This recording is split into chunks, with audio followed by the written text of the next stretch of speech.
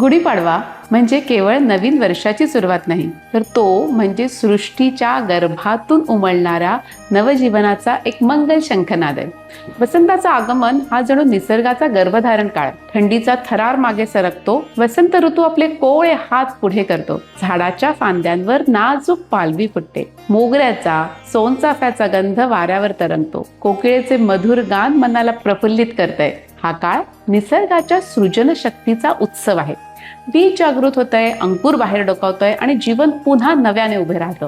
जसा निसर्ग पालवी धरतो तसाच स्त्रीचा देहही या ऋतूत अधिक सृजनक्षम होतो. आयुर्वेद सांगतो की वसंत ऋतू हा संतुलनाचा आणि नवचैतन्याचा काळ आहे. या वातावरणात जे विचार आपण करतो, जे भाव आपल्या मनात वाढवतो, तेच भाव पुढच्या पिढीच्या संस्कारात उतरतात. गर्भधारणा ही एक केवळ शारीरिक प्रक्रिया नसून तो एक दैवी सृजन यज्ञ आहे. जशी माती सुपीक असावी लागते, तशीच स्त्रीची शारीरिक, मानसिक आणि आध्यात्मिक तयारी सुद्धा खूप आवश्यक असते. आजूबाजूचा हा फुललेला, बहरलेला निसर्ग आपल्याला सांगतोय हीच वेळ आहे प्रेम, शांती आणि सकारात्मकतेचे बीज पेरण्याची. जेव्हा आपण निसर्गाला उमलताना पाहतो, तेव्हा आपल्यामध्येही पुढची पिढी घडवण्याची इच्छा जागते.